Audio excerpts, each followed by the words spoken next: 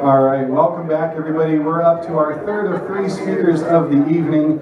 Are you guys having a good time so far? Good, good. And did anybody learn anything yet today? Oh, no. Excellent. All right. I want to thank all those who have helped us support this event by putting some money into that basket. A couple people have asked, can they donate later online? And yeah, I'll send an email out after the event. If you're registered through us on Facebook or Meetup, you'll see that. I'll also put links in for Camp Quest and CSC for A Year Without God, the Indiegogo campaign, and anything else that comes to mind, so we can continue to support the great things that are happening. I'd love to introduce now Mr. Jerry DeWitt. Jerry comes to us probably definitely our furthest visitor, coming all the way from Louisiana, a former Pentecostal preacher. And we've heard from a couple, from another former preacher before. I especially love the message that Jerry's bringing with him today about how we can coexist with our religious friends and build bridges into that community. And at the same time, respecting how we are different from them, how we have our own worldviews, our own values, and how we have science to back us up. And so, it is my most eager opportunity to introduce Jerry DeWitt.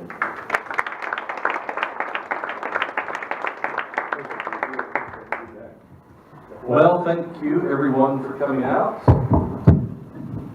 I don't know where you're from, but I need two hands to speak. I'm reminded of an old joke. An Adventist, a scientist, and a preacher walk into an event. It's not an old joke. I've been asked to preach a little bit this evening, so I don't know exactly when the Spirit will move me. So I want to, in advance, get your permission to see if that's going to be okay with you later on. How many would be all right with me preaching? It's David's idea, it's not mine, I promise. Well, and Ryan's with me, so that's good. About half of you aren't quite sure whether you want me to do that or not, so we'll see who's tallest, who has the longest reach, whether it's the ones for me or against me, and then we'll make the decision. But it would be a pleasure to get to be with you in that way. How many of you already know my story? A few of you do. Okay, so I'm not going to go into that too much tonight because I do want to talk about a different subject. So I will make it very simple for you. I will say take Ryan Bell's story and add speaking in other tongues to it. And you've got the story there. I don't know exactly where you come from. There's obviously faces here that I'm not familiar with. Some of you I'm very familiar with. To my own regret, I'm very familiar with. But some of you I don't know. And so I don't know your story. I don't know where you come from. But I will tell you very quickly that I come from the quintessential broken home. I come from a home that was first broken by an accident. My father was an alcoholic. He was the son of an Assembly of God pastor. And before I turned 3 years old, his rebellion, if you will, to his father's way of looking at the world caused him to be in an accident that took his life. My mother would marry again, and the joke is that she went to the Ford dealership to buy a car, and she came back with a Mustang and a husband. And he was just as much of a rounder as my dad was. My stepdad was one of those salesmen out of the 80s that you see in the movies. He was every bit as almost as if he belonged to some type of salesman mafia, as it were. And so there was a lot of trouble, there was a lot of misbehaving, there was a lot of heartbreak, and eventually my mom and stepdad would divorce. Somewhere in the midst of this, and I already feel a little bit of the preacher, so you're just going to have to bear with me. Seems like the Spirit's moving early tonight. But somewhere in the midst of this, maybe most children go through this same experience, but somewhere in the midst of this, I just could not settle for the idea of separation. I just could not settle for the idea of divorce. Not only could I not settle for the idea of my mom and my stepdad divorcing, that's common for all children, but it became part of my personality that somehow, some way, there has to be the ability to build bridges Bring people back together, particularly people who at one time were together, that have so much in common, but now they're separated for whatever reasons. And that's been in my heart the entire time. When I was 17 years of age, and it became my responsibility to preach the doctrine of hell. I'd heard about hell all my life. I'd heard about hell from the time that I was born, all the way until I was saved at Jimmy Swaggert's church. The joke I usually applied then is, where the hell were you back then? You knew something I didn't know. But at 17, when it became my responsibility to preach the doctrine of hell, this was suddenly a divorce scenario that truly, without any exaggeration, was on a cosmic scale.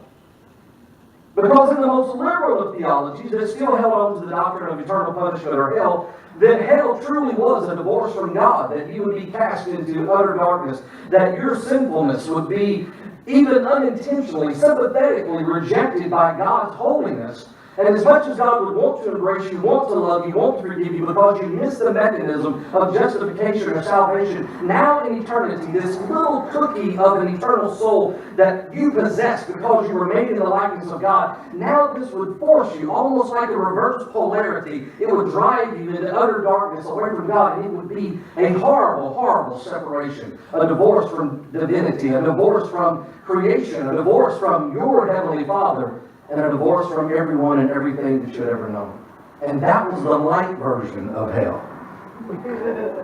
The darker version would be that you would be cast into a house of divorce, you would be put into a cell block of isolation, and then they would set it on fire and walk away and never worry about having to add fuel because the fire would be eternal.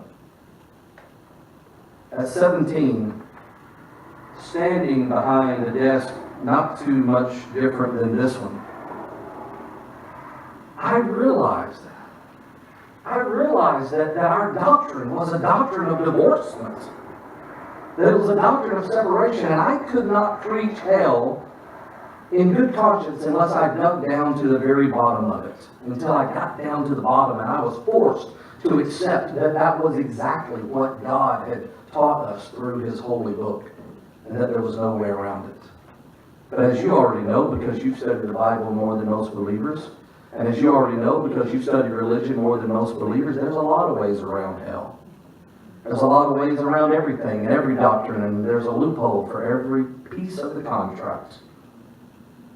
But I fought from that moment on to find some type of unity, some way to bring people together.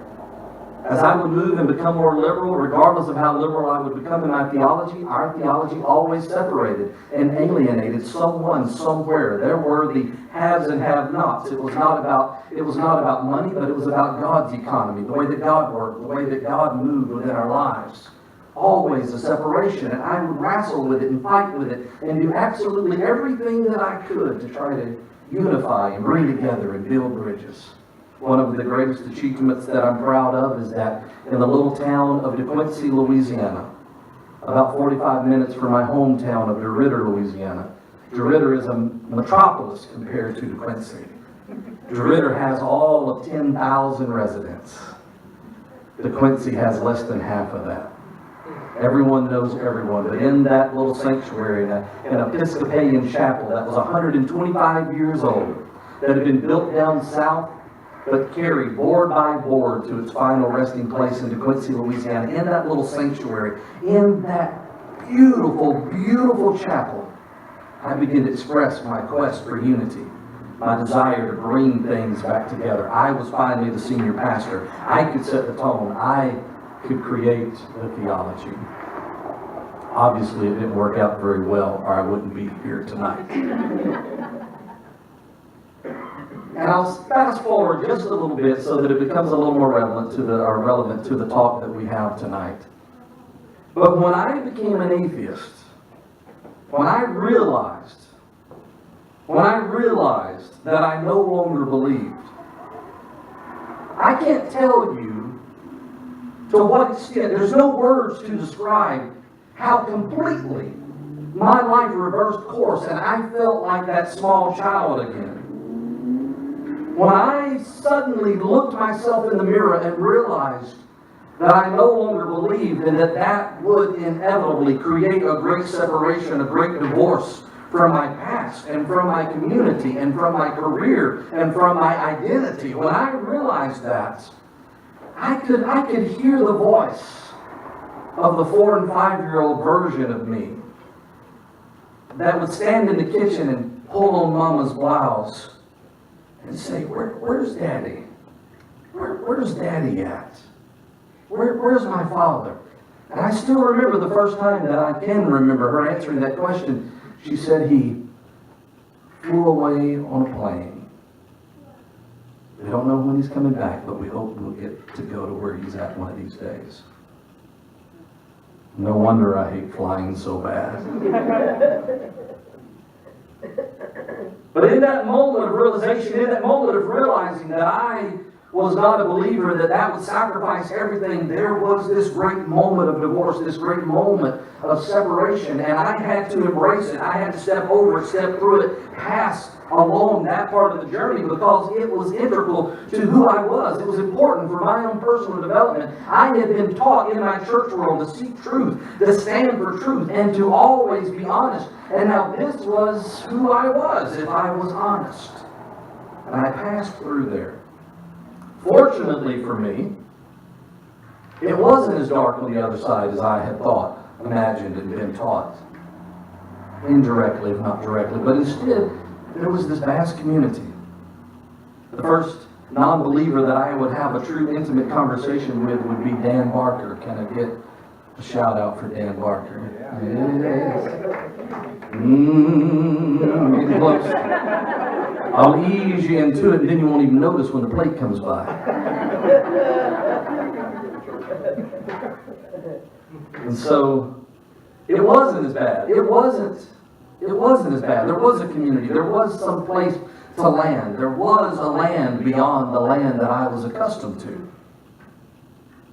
But lo and behold, as life would have it, as history would have unraveled, I walk into a new world, a world of atheists and agnostics and free thinkers and people who are secular and people who stand for the separation of church and state and so many things.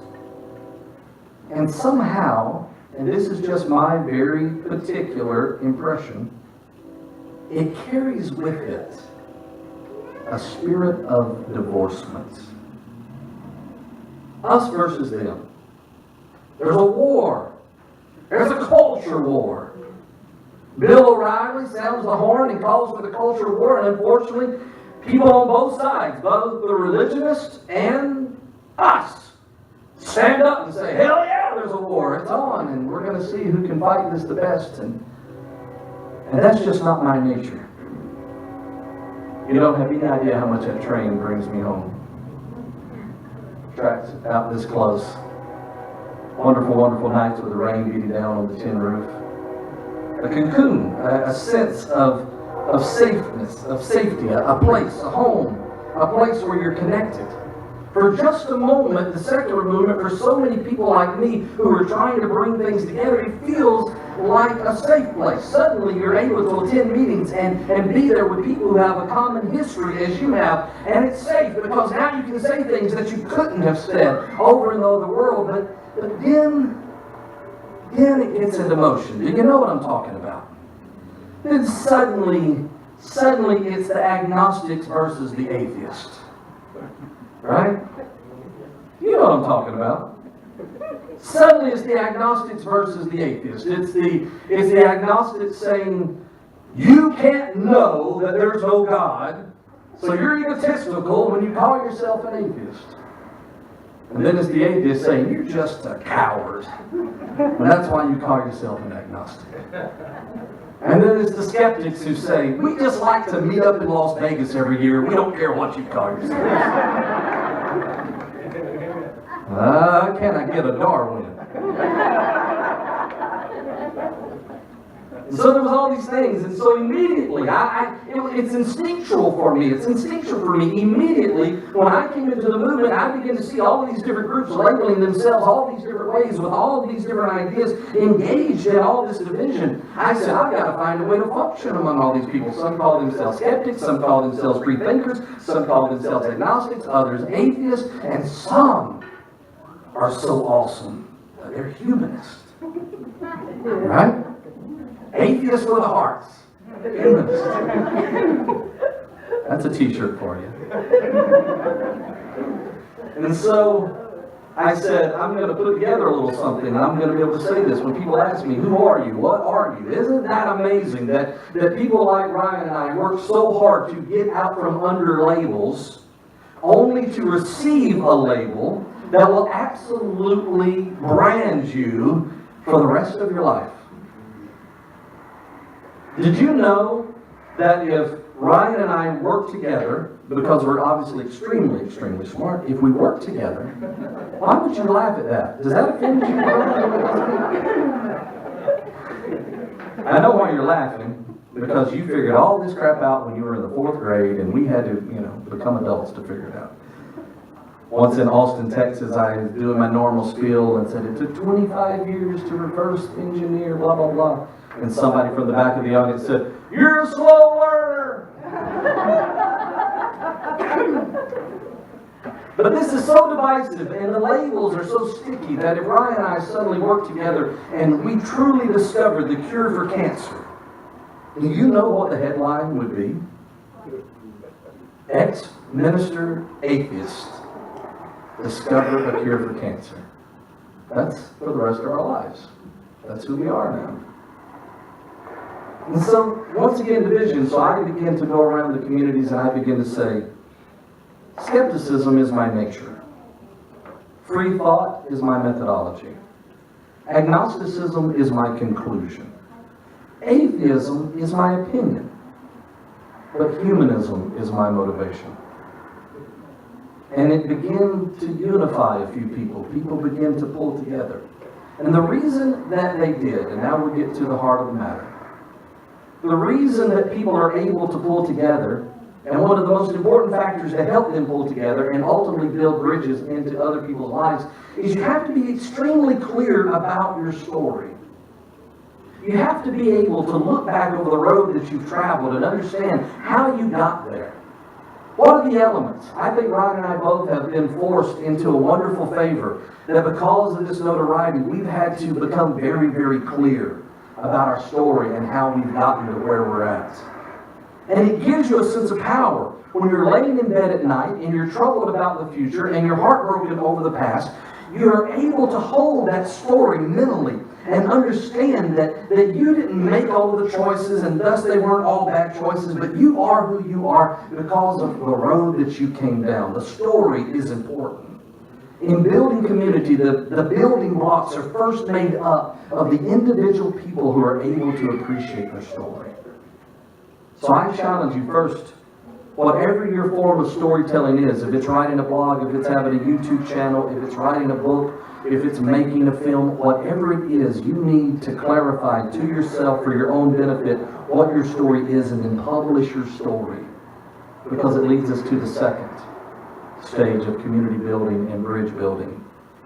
There's my story, but then there's our story. As we end up in the same room and we tell our stories, all of a sudden our stories begin to overlap. There are places where our stories cross. There are places where the roads of our lives cross, and that's what has us in the same space. That's what has us in this room tonight, is that our roads crossed. And we feel a commonality. We feel a sense of community because we know that there's people here who can understand where we're coming from because we share similar life paths.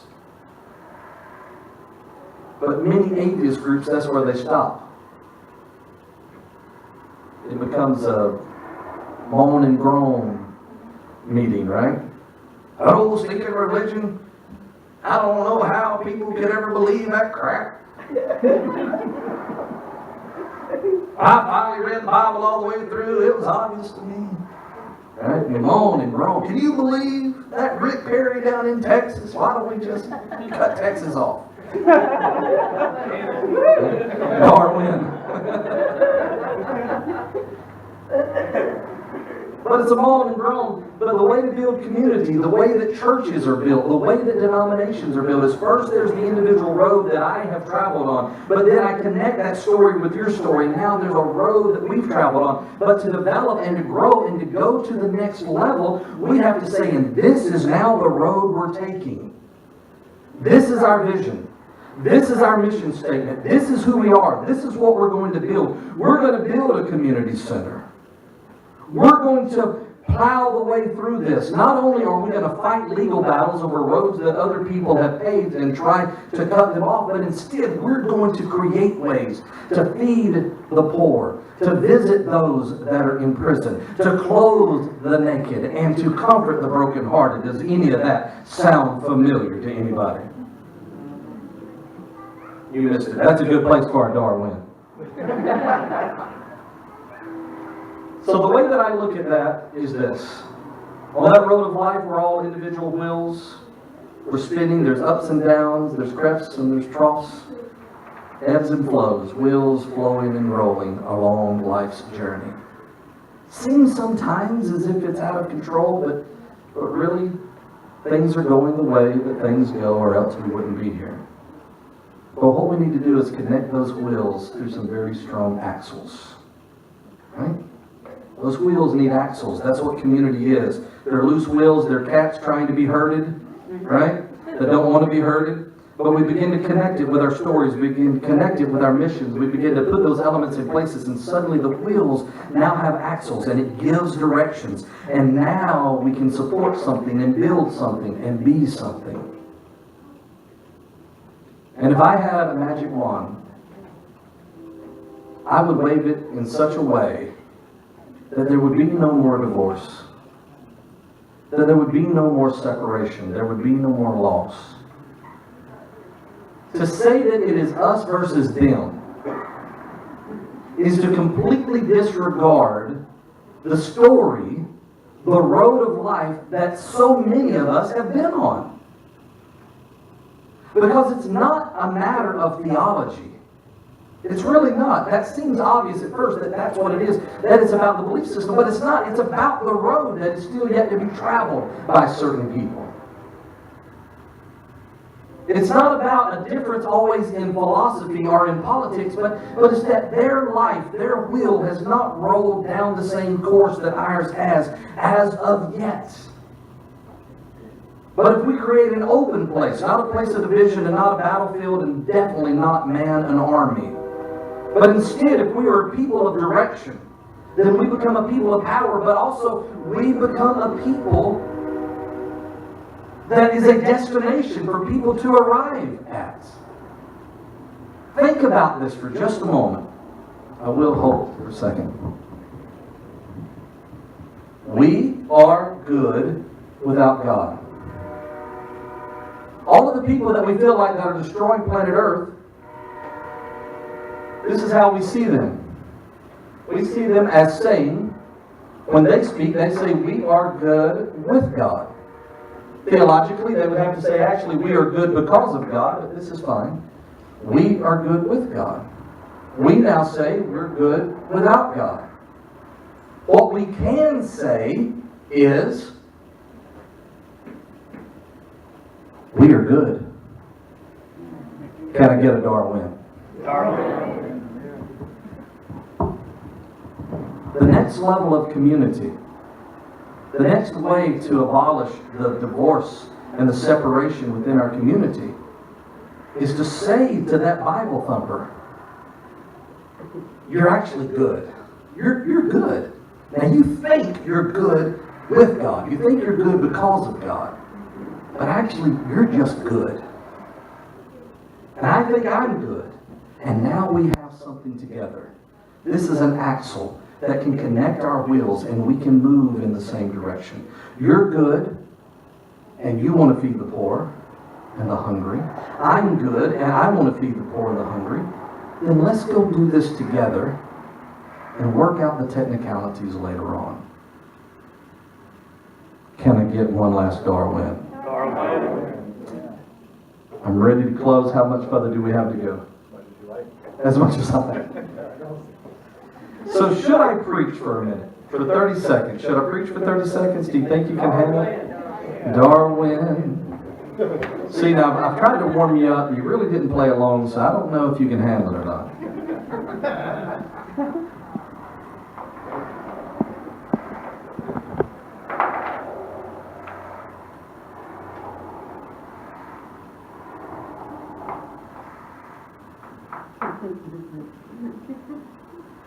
When you look into the night sky and you seem to be mesmerized, as if there's some unforeseen force that has brought your attention to the realm of the cosmic, that all of a sudden, unbeknownst to you as you was walking down the course of your life, making sure that you were dotting all the I's and crossing all the T's, unbeknownst to you, there was an event, there was a force, there was a motion that was pushing you, propelling you, and bringing you to a dead stop at this one particular point that would then force your attention skyward. And in that moment, whether you're an atheist or whether you're a believer, regardless of your theology, there is an awakening that happens when you look into the deep, because whether you realize it or not, there's a principle that exists within this world. That principle is that the deep calls unto the deep. Can I get a Darwin? There's something extremely profound. There's something that is extremely propelling. There's something that is extremely powerful whenever I allow my heart to open up and to feel the depth of reality, to feel the depth of reality, to feel the depth of our relationships, to feel the depth of our obligation, to feel the depth of our opportunity, to know that against such a great odd, I am actually here, that I exist, and just so easily it could have been that I would have missed the glory of the Milky Way. But instead, I'm here. What does it say that I should do? How does it speak to me in the depth of my soul? Is there a way that I should reach out and grab a hold of reality? Is there a way that I can grab a hold of my brother and draw them closer and closer and closer and say to them, you are not just good with God, and you are not just good without God, but you have evolved to just simply be good. Stand here, my brother. Stand here, my sister, and gaze at the glory of reality with me. Can I get a Darwin?